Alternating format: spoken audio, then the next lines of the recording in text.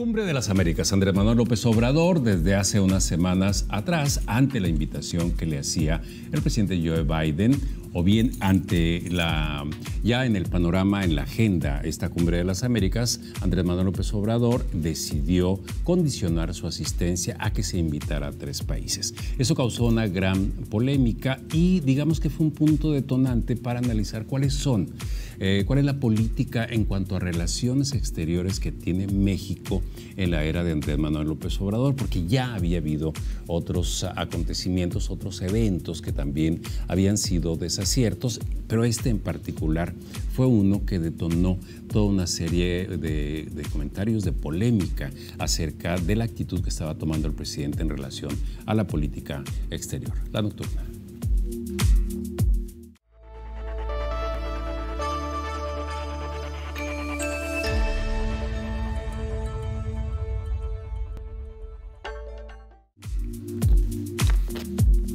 Gracias que está con nosotros, lo recibo con mucho gusto, Gerardo Nevares. Y sí, vamos a abordar el tema de la política exterior que ha seguido México en estos casi 4 años que lleva el presidente de la República, Andrés Manuel López Obrador. Agradezco y recibo con mucho gusto al doctor Francisco Sánchez García, catedrático de la Facultad de Ciencias Políticas de la Universidad Autónoma de Nuevo León. Doctor, gracias. Al doctor Zidane Seraoui, profesor, investigador de Ciencias Políticas de la Universidad Nacional Autónoma de México, además colaborador en el noticiero Noticias 28 que tenemos por la mañana. Muchas gracias, Gerardo, muchas gracias, doctor, que están aquí. Y bien, les ponemos sobre la mesa, si quieren, un panorama solamente general, luego lo iremos desglosando.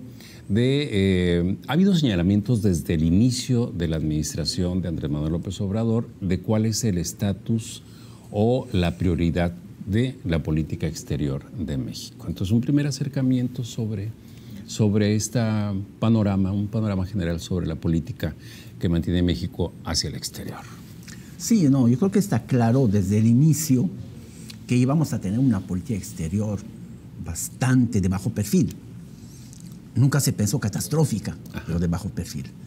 Y lo muy claro es que en el Plan Nacional de Desarrollo, donde se tiene que plantear el programa de Estado en todos los campos, la parte dedicada a la política exterior son 3 escuetos párrafos. No dice nada. Comparado con otros planes de desarrollo, eso se queda en nada. Sí, los otros planes tienen 20 páginas, desglosados país por país no, pero bueno, los grandes regiones, países. Bueno. País sí, cuando es Estados Unidos, sí, por supuesto, Canadá. ¿no? O las demás regiones, cuáles son la relación con Europa, con África, con Europa del Norte. O sea, tiene que haber un desglose.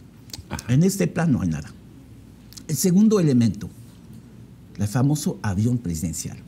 Claro, bueno, el gobierno mexicano compra un avión. Ya está el avión, lo tenemos el avión. Dejarlo en los hangares y además pagar para que lo vayan a cuidar en Estados Unidos es una pérdida de dinero. Y esto era claro. Pero ya se vendió, no se rifó, doctor. No se rifó ni se vendió. Lo tenemos que se está oxidando. Se está oxidando. Entonces, estamos tirando a la basura prácticamente $300 millones. Bueno, pero en su momento lo hablamos de que eran actos simbólicos que tenían más que trascendencia, tenían un valor simbólico en el rechazo a sistemas anteriores, ¿no? Sí, pero si está un avión y te lo dejas que se está oxidando, yo creo que no es una buena política. Y la prueba, cuando tuvo que ir a viajar en América Central, pues tuvo que recurrir a un avión del ejército. Por supuesto. Porque un avión presidencial te sirve para desplazarte rápidamente. Pero bueno, ese es un pequeño detalle, no tiene mucho que ver con esto. Y el otro elemento, yo creo que lo más claro, y ya con esto le cedo la palabra a mi colega, la posición de López Obrador fue muy clara. La política interna, o sea, la política exterior es la política interna. O sea, que la política interna está por encima de la política exterior. O sea, no quiero hacer política exterior, quiero hacer política interna. O sea, por eso todo este show que se hizo alrededor de Cuba, de la 9ª cumbre, realmente es un show para el público mexicano. Es parte de su mañanera, es parte de este show. Pues que finalmente... yo no sé si alguien ganó en toda esta esta batalla, pero definitivamente esta novena cumbre fue un fracaso, pero fue un fracaso para López Obrador y para Biden. O sea, todo el mundo fracasó en esta cumbre. Todo el mundo perdió. Y vamos a ver cuál es la reacción de Estados Unidos, del gobierno de Estados Unidos. Ya lo veremos porque ha habido roces importantes, sobre todo con senadores republicanos. Doctor Francisco Sánchez. Bueno, tenemos que agregar otros elementos aquí. La propia personalidad del presidente, que desde el principio plantea un modelo de gobierno de recuperar el poder, centralizarlo en él, que las decisiones más importantes pasan por él. Y bueno, al ministro de Exteriores, al secretario de Relaciones Exteriores le toca hacer las tareas que no va a hacer directamente el presidente, que le corresponderían como jefe de Estado. Ese es un elemento. Otro es que hay un bagaje ideológico ahí, un enganche ideológico que en algún momento se llegó a decir al inicio del mandato que junto con Fernández iban a crear un eje progresista. Entonces hay un desenganche de la política tradicional que hemos tenido en los últimos años de acercamiento hacia Estados Unidos, pero también acercándonos a terrenos pantanosos para la idea de la democracia mexicana, que es la que está quedando muy, muy mal parada en el mundo. La idea de que México es un Estado democrático por las defensas de ciertos países o la alianza en planos internacionales, no solamente con Venezuela, con Cuba, es decir, no solamente con los de América, sino también con Rusia, la que no ha condenado por la guerra. Situaciones de ese estilo que han marcado una posición que pareciera que estamos del lado de los países que son mal vistos en el mundo, más que del lado de las democracias. Y eso pesa en esta cumbre porque recordemos que en la cuarta cumbre en Canadá se determinó la carta de esta cumbre y se señala que es una cumbre de países democráticos. Entonces, bajo ese concepto, nunca iba a invitar a Cuba, nunca iba a invitar Biden a Daniel Ortega. No iban a estar invitados, no iban a ser convidados. Y además que abandonan la posibilidad de decirlo directamente, de una defensa de estos países. Ni siquiera hace esto en esta ocasión. Y manda a Marcelo Ebrard a hacer la tarea. Y como bien señalas, esto nos ha generado roces, pero no solamente con republicanos. Nos metimos en la tormenta perfecta, porque también metimos en problemas a Biden y nos metimos en problemas con los demócratas. Y habría que decir que, bueno, hay que esperar la respuesta de Biden, porque el hecho de que lo haga fracasar en un momento en que tiene niveles mínimos históricos de aprobación en su país, está haciendo peligrar la presidencia frente a los republicanos. Ya hay roces con los republicanos, por supuesto hay una afectación directa al Partido Demócrata. ¿Qué podemos esperar de ello? No, yo creo que está claro que no vamos a salir bien librados. Porque definitivamente la cumbre va a ser un fracaso. No se llega mucho a las cumbres. Yo creo no se llega mucho, pero va a ser un fracaso porque uno de los temas centrales de la cumbre es la inmigración. Y los principales países proveedores de esta inmigración no van a estar. México, Guatemala, Salvador, Honduras. Entonces, ¿cómo vamos a definir una estrategia para la inmigración cuando los cuatro principales que abarcan más del 50% de la migración no van a estar presentes? Por diferentes motivos, porque hay uno que está enfermo. Sí. México decidió no ir. Sí, por diferentes motivos. Sí. Por ejemplo, Guatemala es una cuestión interna, porque Estados Unidos criticó la insistencia del presidente de la fiscal, que fue acusada de corrupción en Estados Unidos. Pero de todas maneras hay esto. Pero hay el otro elemento también importante. Tú mencionas este famoso eje, el eje progresista. No existe ningún eje progresista en América Latina. No existe ningún proyecto de integración. Todos sus proyectos, el multilateralismo. López Obrador es antimultilateralista. Todas sus decisiones van en contra del multilateralismo. Todas sus decisiones. La prueba, cambiar las reglas del juego, por ejemplo. Hay una ley, pero yo la cambio porque quiero cambiarla. Esto es destruir el multilateralismo. Es destruir. Y este famoso eje progresista los dos grandes países, después de México, de izquierda, que es Argentina y Chile, van a estar. O sea, Fernández y Kuczynski, el chileno. Brodik.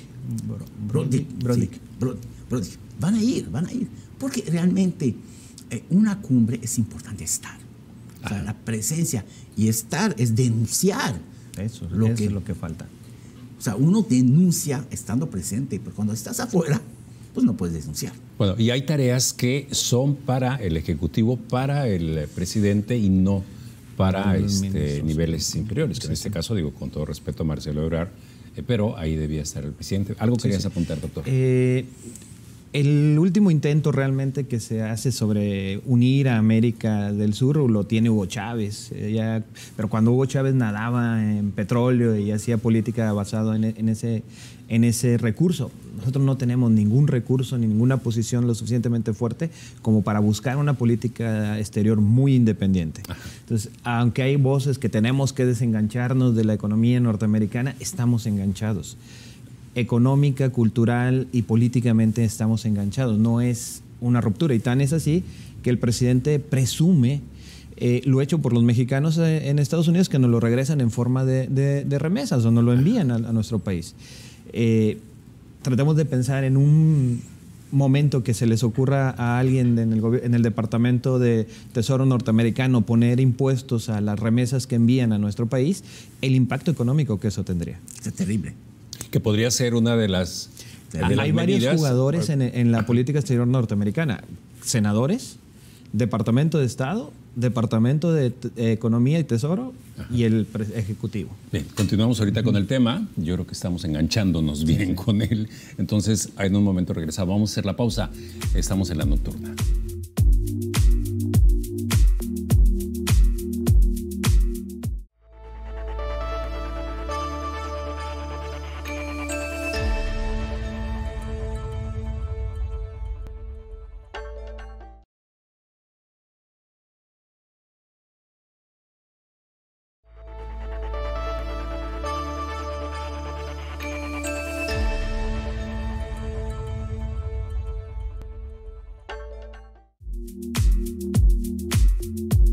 Tiene hacia el interior, el enojo de los demócratas, el enojo de muchos mexicanos porque lo esperaban ver ahí defendiendo la posición de ellos y que los abandona. Sí hay una sensación de abandono por parte de los mexicanos y sobre todo porque le está haciendo el caldo gordo a Trump. No, y está generando el enojo de los republicanos. Sí, bueno, ya los tienen. Todos sabemos quién es Ted Cruz, sabemos que es Rubio. Marco Rubio.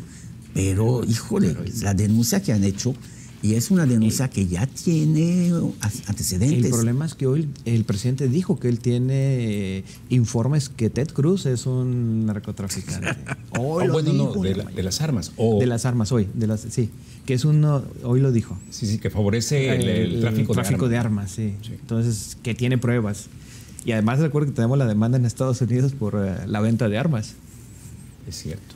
Que es un juego que a ese sí le sirve a Biden, porque en esta política, pues mira, ellos son los que están presionando, podemos usarla como excusa, pero al bando americano, al bando republicano, a la Asociación Nacional de Rifle no le cae nada en gracia.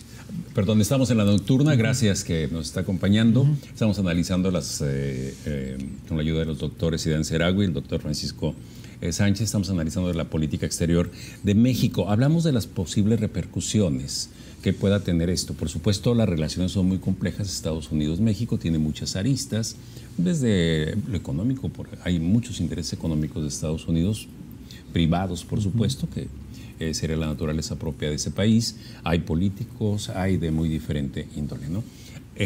¿Cuáles son los daños que podría haber? Además, tenemos una gran cantidad de mexicanos por allá, ¿no? Que somos uno de los exportadores principales de mexicanos. Entonces, ¿cuáles podrían ser las repercusiones o los daños o las consecuencias de todo este desencuentro Biden-Andrés Manuel? Bueno, pues ya hemos visto algunos posibles ejemplos y no me voy a ir a la historia, me voy a ir a este momento porque esto es muy parecido a lo que se vivió en su momento con Cárdenas y la expropiación y el periodo previo a la Segunda Guerra Mundial. ¿Qué ha ocurrido? Recordemos, la renegociación del TEMEC, le metieron una trampa que el mismo secretario de Economía dijo, acá no supe que había firmado esto. Ajá. No, porque envió nada más al secretario de Economía a negociar. Y luego Trump amenazó con ponernos 5% de impuestos a las exportaciones, obligó en su momento al presidente a ir a Estados Unidos. Uno de sus 3 viajes fue con Donald Trump durante el periodo de la campaña, que fue muy mal visto por segmentos muy amplios del país. Entonces, el uso de los impuestos que pueden aplicar es un elemento de presión. Hemos visto también que gobernadores republicanos como el tejano nos cerró la frontera literalmente. Tienen impactos económicos que trastocan la vida económica del país. Y decíamos, si el Tesoro pone por ahí un impuesto a las remesas, pues el daño sería más fuerte. Porque el mexicano trataría de regresarla de manera a la antigua, ¿no? Que la gente llegara con el dinero a los familiares. Ajá. Y no usando los mecanismos que se Pues tienen. Muy bien lo describía Porfirio Díaz, ¿no? Con aquella frase de pobre de México, tan lejos de Dios y tan cerca de Estados Unidos, hablando del poderío de ese país junto a nosotros que definitivamente teníamos otro nivel de desarrollo. Doctor, las consecuencias que pueda haber de todo eso. Bueno, yo creo que la primera consecuencia es el desgaste aún más grande de la imagen de López Obrador en Estados Unidos. Y esto es importante porque cuando se empieza a desgastar la figura presidencial, hay menos capacidad de negociación.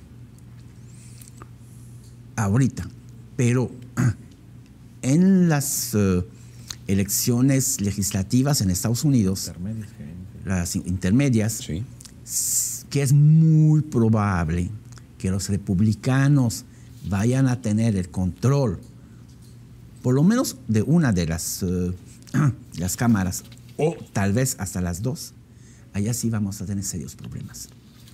Porque sabemos que en Estados Unidos la política la hace el Congreso, el Congreso mucho más que el presidente. El Congreso decide, sí, y si hay una imagen negativa que obviamente personas como Ted Cruz, como Marco Rubio, que están enviando esta idea de un presidente narco, eso va a tener una gran influencia. Porque además no son solamente ellos que lo están diciendo. En México se ha dicho, y en México lo ha dicho un personaje que es muy serio. Muñoz Ledo. Sí. Muñoz Ledo no es cualquier político. Claro. Muñoz Ledo fue uno de los primeros que siguió a López Obrador. Si Muñoz Ledo abre la boca para decir una cosa así, yo creo que tiene algo en la mano. Que lo diga la Bastida, porque también lo ha dicho. Ajá. Bueno, la Bastida a lo mejor sí tiene más elementos porque él es de Sinaloa. Está más cerca, del mercado. Bien. Entonces, esto es importante. O sea, la imagen. No podemos negociar cuando tenemos una imagen desgastada. Y la estamos teniendo en muchos frentes. Ajá. Por otra parte, todo este discurso que estamos viendo, tanto de Ebrard como de López Obrador, en muchos sentidos son discursos incoherentes. ¿Incoherentes en qué sentido? ¿Sí? Toman a la Unión Europea como modelo. Queremos hacer una América Latina del modelo de la Unión Europea. La Unión Europea pone condiciones democráticas. Y si un país no es democrático, lo sacamos la Unión Europea. Y sacaron a Austria cuando fue electo Haidar, que era de la extrema derecha. Lo sacaron. Ajá. Entonces, no podemos tomar como ejemplo un ejemplo que contradice el discurso del propio López Obrador. Entonces, podemos pensar que López Obrador, al momento de reaccionar, que bueno, pueden ser muchos los motivos, puede ser solamente un enojo mañanero, en una conferencia mañanera, ¿no? Pero podemos pensar que estaba tratando, porque algunos lo han mencionado, de encabezar o de liderar un movimiento en América Latina que lo consolidara como región. Vamos, aquella imagen del hermano mayor que se tuvo durante algún tiempo y que podría ubicarse en la figura de Andrés Manuel López Obrador, ampliar su mesianismo para hacia que América eso ocurra, Latina. Tiene que tener presencia en esos países, y esa presencia solamente ocurre si visita y va a esos lugares. Ajá. Y tenemos un presidente que le gusta recorrer el país, lo conoce a profundidad, no hay ningún otro mexicano que lo conozca como él, eso no se puede negar. pero solamente ha visitado Estados Unidos en 3 momentos. No ha salido del país. Ajá. Y dijo ya que lo invitaron a la Casa Blanca. Parece que todavía no existe esa invitación, porque además el que invita es el presidente de Estados Unidos, no se invita el presidente de México. Marcelo Ebrard, el canciller mexicano, declaró que se reunió con Joe Biden para hablar sobre la visita que haría en todo caso. En todo caso, pero todavía no llega la invitación. Entonces, si no tienes presencia, como lo hizo en su momento Luis Echeverría, que pretendió también hacer esta figura no regional, o José López Portillo, no vas a tener un impacto real. Aparte, no tenemos el poder como para hacer juegos de política exterior de fuerza. No tenemos los recursos económicos, militares, naturales. Bueno, naturales sí, pero esos elementos que permiten tener un impacto directo. ¿A quién hemos apoyado? Directamente a El Salvador, pero El Salvador se queda con el dinero y no sabemos qué hace con él. Bukele se registró ese mismo día la entrega de 15 millones y se fueron al Bitcoin. Aparecen en la cuenta de El Salvador ahí. O sea, ¿qué clase de influencia puede tener? En realidad, sí lo ven como alguien que puede servirles para estar molestando a Estados Unidos, pero no creo que tenga el liderazgo que pueda colocarlo en el escenario central del continente. Bien, ahora que... Perdón. Pero además, yo no sé qué tanto ahorita está molestando a Estados Unidos, sí. Porque finalmente casi todos sus viajes, menos su gira en Centroamérica, fue a Estados Unidos. Y la próxima salida va a ser Estados Unidos. Sí. O sea, realmente un presidente no puede lanzar un mensaje de liderazgo de América Latina si siempre va a visitar a Estados Unidos. Hay una contradicción, bueno, como ocurre con la política interna, incluso en lo económico y en otros aspectos, ¿no? El otro elemento, y acabas de mencionar el caso de Echeverría, claro, Echeverría tenía un liderazgo en América Latina.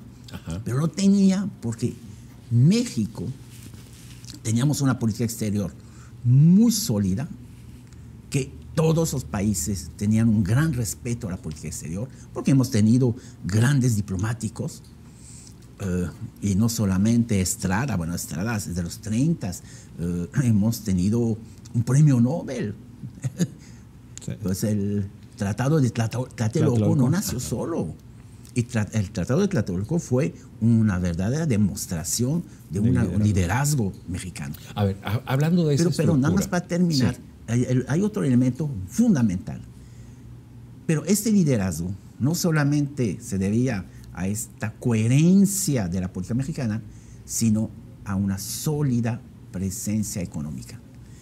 México, el PIB de México en el 76, antes de la catástrofe de la devaluación, era 40% del PIB de América Latina. Sí, estamos muy por encima del PIB de Brasil, muy por encima del PIB de Argentina. Entonces, claro, cuando tú tienes 40% del PIB de América Latina, eres una potencia económica. Por supuesto. Y puedes hacer lo que hizo Echeverría. Sí, hay una comparación que hacen analistas con el echeverrismo, ¿no? En ese sentido, pero las condiciones son muy diferentes. Ahora que hablaba, doctor, de la estructura con la que está operando su política exterior, suponiendo que él no tenga que viajar, puesto que lo están haciendo muy bien quienes están representando a México, también se habla de un desmantelamiento de la estructura diplomática de México. Ha habido cuestiones muy fallidas en cuanto a las propuestas de México de representatividad en embajadas, ¿no? Por otra parte, también la austeridad republicana, hoy la pobreza franciscana, ha hecho que se recorten consulados, se cierren. Por ejemplo, en Estados Unidos, donde se requiere la presencia de consulados para la ayuda de connacionales, ¿no? Eso es también un indicador parecido, porque había una ortodoxia en la diplomacia mexicana, misma que parece ser que está totalmente fracturada en este momento, ¿no? Así es. No, definitivamente, y de hecho hasta dentro de la Secretaría hay un gran descontento. Los embajadores de carrera ven muy mal esta injerencia, pero una injerencia que está desorganizando al servicio exterior. Porque finalmente, ¿qué está haciendo el presidente? Está nombrando a embajadores que no tienen el perfil. Y esto se vio claramente. Ajá. Pero además, tenemos a un presidente que se cree que está por encima de las leyes, y esto es muy grave. No me vengan con la ley, ¿no? Y él mismo lo dice, que está por encima de la ley. Porque si bien es cierto que puede ser por encima de la ley mexicana, porque es el presidente de México, pero hay un protocolo internacional. Ajá. Y el protocolo internacional tiene sus reglas. Y esto fue el fracaso de nombramiento de los embajadores. Nombró el embajador en Madrid antes de que las cartas credenciales fueran aceptadas por el gobierno español. Ya anunció en la mañana, ya nombré a fulano de tal. Y España dijo, espérate, todavía no di mi visto bueno, todavía no es embajador. Bueno, finalmente España aceptó por otras razones. Pero el caso de Panamá es triste.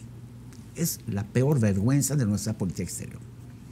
Nombra a un personaje que desgraciadamente es de la UNAM, igual que yo,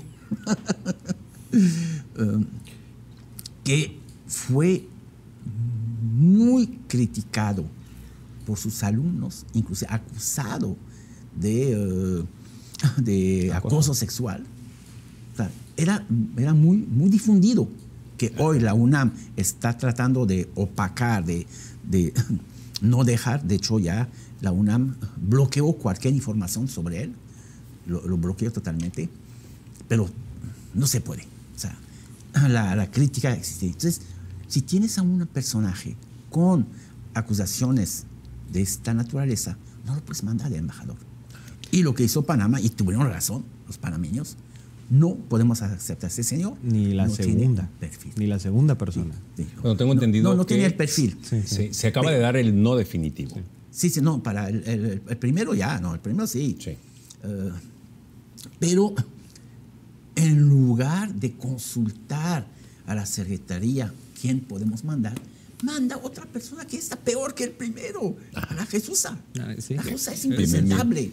Es esta regla de esta falla en las reglas diplomáticas, no en las tradiciones. Lo que se hace es, primero consultas con tu gente de la Secretaría, luego envías propuestas para que ellos las analicen y te las acepten.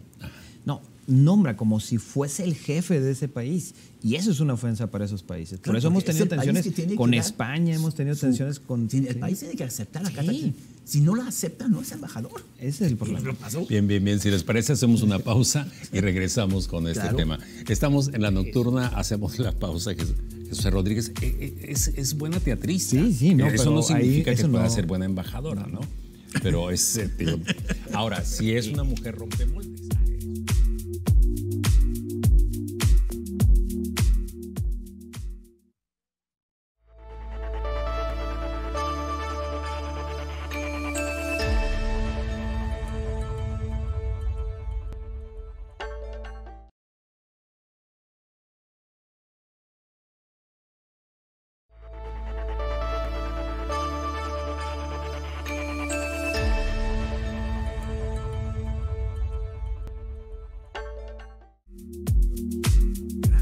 Esperar más tiempo. Tardamos 150 años en que nos devolvieran el chamizal, no 100 años para que nos devolvieran el chamizal. Puedo esperar un rato más, no hay problema. Sí, bueno, espera. Y la manera en la que saludaba Adolfo López Mateos, ¿no? Que él se imponía al otro. Acá las imágenes de cómo saluda el presidente, cómo camina, tiene un peso. Hay una lectura fuerte, por ahí verbal, corporal que domina. No, pero hemos tenido diplomáticos como Bernardo Sepúlveda, Emilio Rabasa. Sí, había una tradición muy fuerte de la diplomacia que ahorita está muy golpeada. Bueno, a ver, hablando de grandes figuras de la política exterior, la doctrina Estrada, que proviene también de un canciller mexicano en los años 30 y que a partir de ahí, bueno, no a partir de ahí, México establece su posición, ¿no? El presidente Andrés Manuel López Obrador voltea hacia esa doctrina y dice, esa es la que tiene que seguir México. Pero los 30... No, bueno, no sé si no la sigue porque reconoce gobiernos, felicita gobiernos. La no interferencia, la no interferencia. La injerencia y se mete. Sí. Colombia salió, el Ministerio de Colombia se quejó por la intervención del presidente. Sí. Bueno, pensemos en que sí la sí la sigue el presidente, que es sus tablas de Moisés, ¿no? Bueno, así la han jugado todos, ¿eh? La verdad es que así la han jugado. La usan cuando es necesario salir al baile y la guardan cuando es necesario golpear. Bueno, ahí es un manejo, pero estamos hablando de un documento de los 30. Es ante un panorama que no estaba globalizado en ese momento. En este momento ya las relaciones son muchísimo más complejas, abiertas, intrincadas, están globalizando. Es decir, hay que tomar decisiones globalizadas para un mundo globalizado. Es por ahí. Sí, pero la gran cuestión es que toda la política mexicana, bueno, la política de la Cuarta T, va en contra de la globalización. Estamos en un mundo globalizado. En un proceso nacionalizante. Hay un proceso de nacionalización, de nacionalización sobre todo, pero que va en contra de las leyes internacionales. Si hay una ley que se estableció en el país con reglas para inversiones, no puedes cambiar la regla del juego. Y esto lo que nos ha acarreado muchos problemas. Y nos va a seguir acarreando. Y nos va a seguir acarreando porque hay demandas multimillonarias. Entonces, no podemos jugar. Ahorita hay un discurso, y uno lo ve claramente en la carta que escribió Marcelo Ebrard, creo que fue en La Jornada, en donde habla de la doctrina López Obrador. Que lo está inventando, no creo que se la vayan a comprar nadie. Yo quiero ver esa doctrina. Pero en donde dice, por ejemplo, tenemos que regresar al juarismo. El juarismo fue un periodo en el siglo XIX. ¿Sí? O sea, estamos haciendo un discurso del siglo XIX para el siglo XXI. Y esto no quiero hablar de todos los errores que fueron cometidos en el siglo XIX por los liberales. Bueno, es otro asunto. Pero no puede haber un discurso decimonónico y presentarlo como la novedad, la nueva arquitectura. Y lo que hemos mencionado, o sea, hay una crisis de la integración latinoamericana. Todos los proyectos latinoamericanos están en crisis.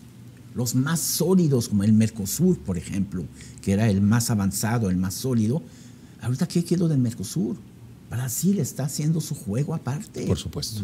Totalmente aparte. La UNASUR tuvo su momento histórico, pero como tú decías, los Chávez tenían las bolsas llenas de dinero, pero ahí quedó. Bueno, pero tenía también aliados. Sí. Porque estaba Chávez, estaba Lula, estaba Néstor Kirchner. Entonces, y ya no digamos Cuba, ¿no? Sí. Y bueno, sin hablar de Cuba. Que estaban los Castro todavía. Sí, pero entonces había un entorno que le permitía a Chávez proponer a la UNASUR, se propuso, se construyó la UNASUR, la financió durante años, pero se vino abajo. Cuando Chávez murió ya el petróleo no dejaba el dinero que dejaba en la época de Chávez, se vino todo abajo. No podemos construir sobre una base muy endeble. Bien, hay ciertos rasgos en la política que está siguiendo hacia el interior, exterior, económica, en cualquier materia, del presidente de México, ¿no? Él dice, yo me voy en el 2024, hasta ahí voy a llegar. Pero ha habido lecturas de decir, bueno, él va a llegar, y acaba de haber elecciones en México donde Morena refrendó su dominancia. Pero basada en la popularidad del presidente, ¿no? Que ha conseguido a través de ahí de ciertas estrategias. Cuando él se vaya, lo que se espera es que se convierta o en un maximato, se ha mencionado, o en un líder moral de Morena, lo cual haría que estuviera el poder tras el poder, ¿no? Esta posición del presidente de la no interferencia de otros países, de la no injerencia de otros países, es preparar el terreno para esto es hipotético, ¿no? Por supuesto, para un momento de esa naturaleza. Vamos, porque podrían acusarlo de que está consolidando su posición como dictador. No, yo creo que sí está claro. Como no puede ser reelecto, al menos que tenga una amarga abrumadora en el Congreso, que no la tiene ahorita, ya la perdió. Entonces, sí, la idea de un maximato yo creo que está muy claro. ¿Sí? Pero lo que va a ser muy complicado para el relevo es a quién designar. Sí, porque al final de cuentas son subgrupos muy fuertes que están chocando por eso. Con ambiciones muy, muy fuertes. O sea, Ricardo Monreal, Claudia Sheinbaum, Marcelo. O sea, son al menos 3 muy fuertes ahí. Ya no contemos a Noroña, pero hay otros ahí también que se quieren apuntar. Pero los 3 grandes ahí están. Y 2 de ellos se pueden salir del grupo. Tiene que escoger a uno. ¿Sí? O a una. Bueno, yo creo que él va a tratar de asegurar que siga siendo líder moral. ¿No? Entonces él sería nada más Sheinbaum, no hay otra. Para él no hay otra. Y tal vez ocurra un cardenazo, como cuando Cárdenas sacó a Calles, pero bueno, no sabemos, ¿no? Pero bueno, todo esto es sostener la doctrina Estrada, es preparar el terreno para en su momento levantar la mano y decir hay interferencia de otros países y demás.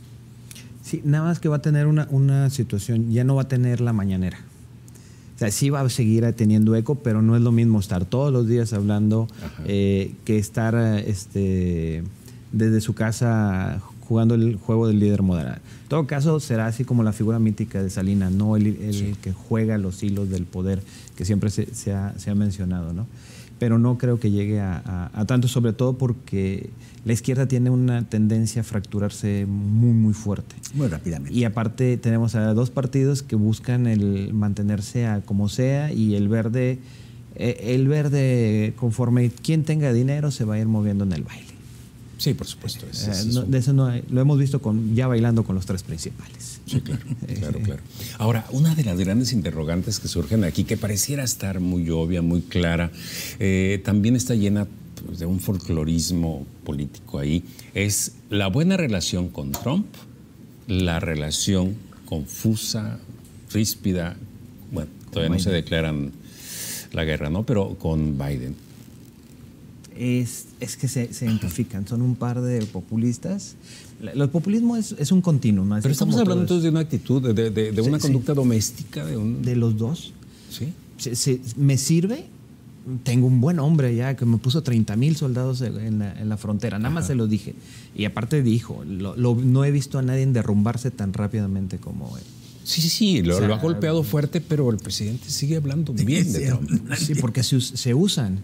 Se utilizan, se lleva mejor con alguien que es igual a él que con Biden, que sí tiene una serie de principios o ideas muy, muy establecidas sobre lo que quiere, y que además habrá que decirlo que, de hecho, los demócratas suelen ser más belicistas que los republicanos. Sí hay puntos de diferencia más fuertes con Biden. Y desde el origen existió, sobre todo por el uso que hizo Trump del propio presidente. Es que no se podía comprender en su momento cómo es que después de todas las ofensas de Donald Trump había todo es un buen hombre Donald Trump y demás. Doctor. Yo creo que Donald Trump salió mucho más hábil manipulando a los presidentes. Porque definitivamente la manipulación que Donald Trump hizo de López Obrador no se puede entender. López Obrador accedió a políticas que ningún presidente mexicano había accedido. Pero, y lo mismo lo dijo Donald Trump, o sea, se agachó. Por ejemplo, lo de poner 30,000 soldados en la frontera. Ningún presidente mexicano se atrevió a poner soldados en la frontera para defender a Estados Unidos de la migración. O sea, fue totalmente inédito. Lo mismo el programa Stay at Home. Lo aceptó López Obrador y fue el programa de Donald Trump. Entonces, muchas decisiones que ha impuesto Donald Trump fueron aceptadas. Y esto realmente es difícil de entender. Yo creo que tenemos que recurrir a la psicología, como tú lo acabas de mencionar. 2 populistas se pueden entender mucho mejor que un hombre como Biden, que es más estructurado, más lento tal vez, ¿vale? Pero es más estructurado, no toma decisiones bruscas, rápidas. Al bote pronto. Al bote pronto, como el caso de López Obrador y Trump. Yo creo que por allá tenemos que entender, pero no soy psicólogo, entonces me es difícil entenderlo.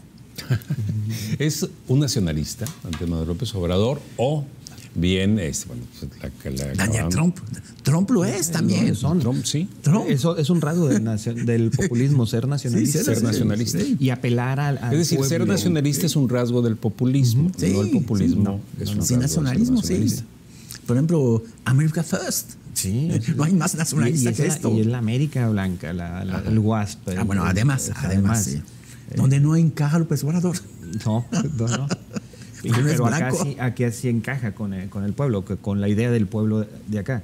Entonces, los dos se pueden entender porque tienen un mismo discurso. De hecho, los dos quieren cerrar fronteras. Sí. Aunque Estados Unidos sí lo entiende que tenemos que estar negociando, los dos preferían cerrar fronteras. De hecho, Trump se salió de la economía mundial cuando se salió de la Acuerdo Asia-Pacífico. Ahorita tiene un problema todavía enorme porque China le sigue ganando el mercado económico a Estados Unidos. Entonces ahí sí vemos ese tipo de coincidencias entre ellos que se sirven mutuamente, digámoslo, y se aprovechan mutuamente. Habrá que decirlo, es un animal político, o son animales políticos estos dos personajes. Claro, definitivamente. Pero ahorita que me estás mencionando China, es muy interesante. Bueno, yo creo que está claro que China está subiendo. Y tarde o temprano China va a rebasar a Estados Unidos en términos de Producto Interno Bruto. Pero el principal detractor de China es López Obrador. Ajá. Y todo su discurso es que tenemos que detener a China. Cuando China es nuestro segundo socio comercial, cuando China es el principal socio comercial de Argentina, de Brasil, de Chile, de varios países de América Latina, y hablamos de construir una arquitectura latinoamericana cuando queremos atacar al principal socio de esta arquitectura. Entonces, es ahí donde yo hablo de esta contradicción. Pero claro, atacar a China es tomar la misma posición que Estados Unidos. Y lo dijo frente a Biden cuando hubo la reunión con Trudeau. No, tenemos que unirnos para atacar a China. La cumbre de líderes de América. Los cumbres de líderes de América del Norte, de TEMEC. Y su discurso fue un discurso altamente agresivo hacia China. Pero es nuestro segundo socio comercial. La cuestión también es la popularidad. Que algunos señalan que tal vez sea una burbuja esta popularidad que ahora tiene Andrés Manuel López Obrador. Pero si esto abona a la popularidad de Andrés Manuel López Obrador, pues digo para afuera, yo creo que no. Los españoles no deben estar muy contentos, ni los estadounidenses. Pero bueno, hacemos una pausa y regresamos, ¿no? Para ver si los dividendos de este arrebato pasional político tiene su aportación hacia López Obrador. Vamos a hacer la pausa, estamos en La Nocturna, regresamos.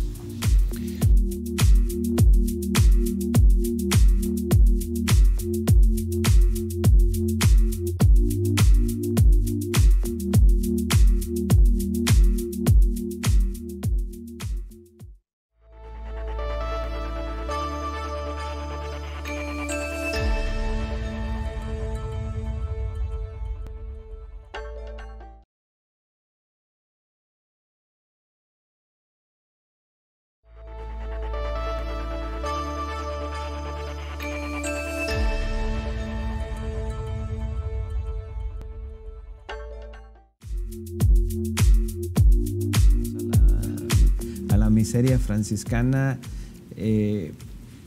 no creo que le reduite a él y al partido, sobre todo al partido. Habrá que señalar también, es diferente la popularidad del presidente a la del partido. Sí, por supuesto. Y tiene este mismo fenómeno que tenía Trump. O sea, a Trump entre más lo atacaban, más fuerte era. Igual le pasa al presidente. Aunque toda la situación esté mal, es totalmente contraintuitivo, es decir, la economía va mal, la seguridad va mal, la gente te dice que va mal, pero están con el presidente. Porque están comprando todavía ese discurso, todavía lo sabe vender muy bien. Esto es un alimento para aquellas voces nacionalistas que añoran ese México de los 70s, de Cárdenas sobre todo, me imagino que es el sueño, y si algunos más atrás al juarismo, ¿no? Pero no va a ir más allá porque la realidad va a tener un peso muy, muy fuerte en los siguientes años. Y si la situación económica no mejora en términos generales, no puedes mantenerla a través de programas de apoyo si no tienes recursos. Muchas de las, en muchos momentos, y cualquier tipo de país, cualquier país ha recurrido al último de sus estrategias, que es declarar enemigos, ¿no? Señalar enemigos y decir, unámonos en contra de este invasor. Yo creo que el presidente ha aprovechado, ustedes me dicen, ha aprovechado este discurso permanente de los enemigos, los enemigos, los enemigos, para unir a un sector inconforme. Definitivamente. Sí. Todo su discurso es un discurso de odio y de generar la figura del enemigo. Y ese enemigo puede ser los académicos, estos profesores de la UNAM y que han robado, etcétera. Puede ser los periodistas. Los periodistas que cada vez está sobre. Entonces, ese discurso de generar los enemigos le está redituando realmente, porque todos los humanos, para consolidar un nacionalismo, necesitamos el otro que no encaja en ese nacionalismo. Entonces, si eres un enemigo porque eres la UNAM, eres un profesor y te paga bien, bueno, porque tienes el SNI, etcétera, etcétera. Bueno, entonces, y además robas el dinero. Se inventa toda una historia. Toda esa crítica se les hizo a los de la UNAM, que fue absurdo, realmente fue una cosa. Pero mucha gente cree en ese discurso. Y no solamente eso, bueno, en muchos. Entonces, los enemigos están por todos lados. Y claro, ahorita el enemigo obviamente es Biden, porque está excluyendo a amigos, Cuba, Nicaragua, Venezuela, porque ya se convierten en amigos. ¿Sí? Pero claro, va a llegar un momento que este discurso, si no se concretiza con una mejoría, va a empezar a decaer.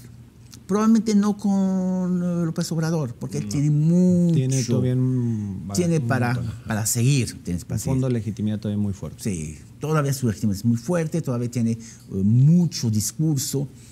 Cada día, no sé cómo logra renovarse. Parece que todo el mundo lo ataca. Ahorita vamos a ver con lo del narco, el narco presidente.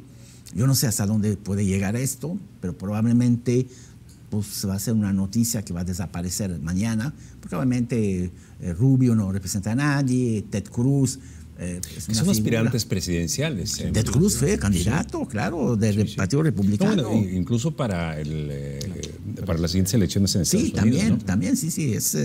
No, eso sería peor. Si llega en un momento dado a ser.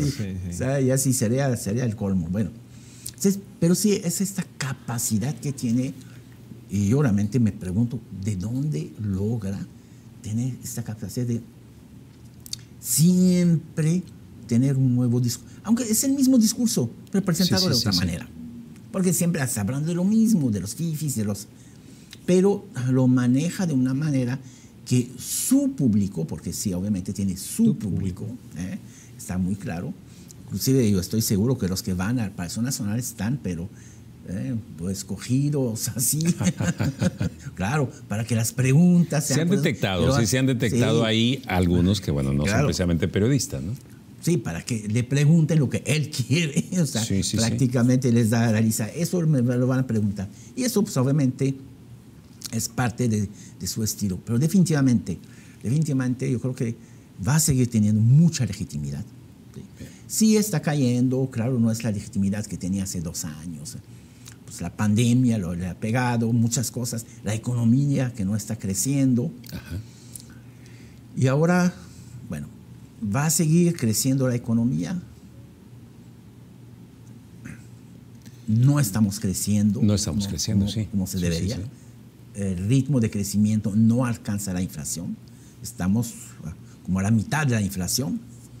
Y esto está golpeando, obviamente. Bueno, las expectativas de crecimiento durante este año van en el 1.8%. Lo volvieron a bajar. Sí, cada vez lo están bajando porque van muy alto y después dan cuenta que no se va a alcanzar. No se va a alcanzar, ¿no? Doctor Francisco. Sí, bueno, la lógica del amigo enemigo es del nacionalismo y del populismo. Ahí siempre lo vamos a encontrar. Hay que crear al otro porque es no solamente mi espejo, sino el reflejo de mi contrario, el que tengo que utilizar para unir a mi grupo, ¿no? Y eso lo han utilizado, vaya, todos los discursos populistas a lo largo de la historia del siglo XX y la actual, y le funciona, es muy, muy fuerte. La pregunta es que si genera las suficientes estructuras políticas para arrastrar y movilizar a la población a las urnas, teniendo un candidato que no sea popular. Tiene gente muy reconocida, pero no necesariamente son las mejores personas. Si uno coloca a Sheinbaum como por popularidad, no está entre los primeros ya. Ricardo Monreal tiene ahí su propio problema atrás. Su historia, digámoslo. Y a Marcelo le sigue pesando haber gobernado la Ciudad de México. Ajá. Esa línea 12 va a ser una línea eterna para él. La dorada va a ser un sufrimiento eterno. La cuestión es que tiene que elegir a alguien, y ese alguien podrán todos ponerse de acuerdo para sacarlo como candidato a la presidencia. Y en todo caso, en este escenario, vamos a tener a los norteamericanos viéndonos con un detenimiento muy, muy fuerte para ya sean los republicanos o los demócratas, porque también la relación de México es importantísimo para Estados Unidos por temas de seguridad. Algo que a lo mejor se nos ha pasado es que los americanos dijeron que hubo casi 500 casos de posibles terroristas en la frontera con México, que es un número muy exagerado, ¿verdad? Pero porque no sabemos realmente la métrica de qué es el terrorismo o el tipo de terrorista que detectaron. Pero es un peligro de seguridad para Estados Unidos, la frontera sur. Y nos volverán a ver. Así. Bien, en la figura de Andrés Manuel López Obrador, un hombre que buscó 18 años la presidencia de la República, que estuvo insistiendo sobre ello, no dejando de tener el dedo en el renglón, llega, abre plaza, entra como presidente, atrás va su primera plana, que son los que aspiran en este momento, siguiendo tu discurso, doctor. En ese sentido, ya empieza a dividirse el poder entre ellos. Le queda un año al presidente, realmente. O sea, a partir de un año ya empieza la carrera presidencial, ¿no? Entonces, sí esperamos por ahí qué es lo que va a pasar con el candidato. Pero también está el asunto de Andrés Manuel López Obrador, el carismático, porque para ser esta figura que es un hombre que ha desarrollado un perfil carismático, ¿no? Que no tienen los otros. Que no tienen los otros. O no sé si estamos de acuerdo. No, yo creo que ninguno tiene el perfil. Porque además, perfil carismático, pero además sumamente autoritario. Yo creo que es uno de los presidentes más autoritarios que hemos tenido, que ha concentrado todos sus poderes y los ha concentrado tanto que hasta sus propios allegados familiares se han encontrado, los ha echado afuera. Pero no porque son familiares, porque lo han criticado. O sea, no acepta ninguna crítica, ni siquiera de la gente muy cercana. Y son críticas muy fundamentadas. No quiero decir nombres, pero bueno, todo el mundo lo sabe. O sea, entonces cuando alguien no acepta ninguna crítica, obviamente está muy confiado en su poder. Eso es el primer punto. Y claro, su carisma no se va a heredar. No se hereda el carisma. Ya mencionamos los posibles candidatos, cada uno tiene algo que le cuelga por allá. Bueno, la Claudia Sheinbaum perdió la mitad del Distrito Federal. Entonces, una mujer así no puede ser candidata. Bueno, uno pensaría que no puede ser. Porque el presidente tiene una preferencia por ella. Sí. Pero por eso es un hombre muy obtuso. O sea, ese es mi no es su gallo, pero es mi galla. Pero cuando alguien pierde la mitad de la Ciudad de México, que siempre fue una ciudad de izquierda, uno se pregunta, ¿es la persona idónea para ser el relevo? Bien, ya estamos casi por cerrar esta edición de La Nocturna. El capítulo de las relaciones exteriores es un capítulo más de los desaciertos que ha tenido el presidente, o de las incapacidades, o bien de un estilo de hacer política que es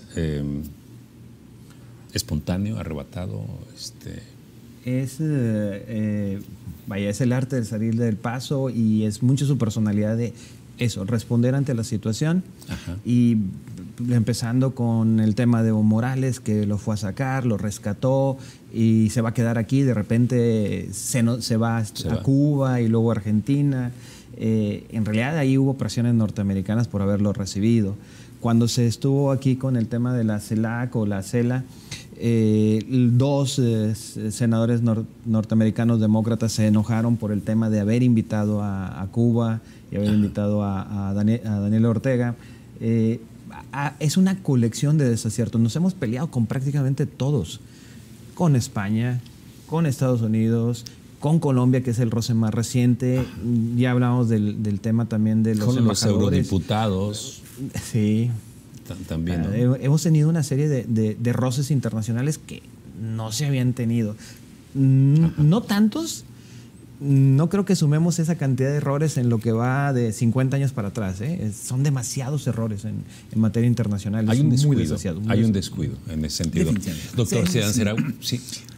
Y todo esto realmente porque no entiende nada del protocolo.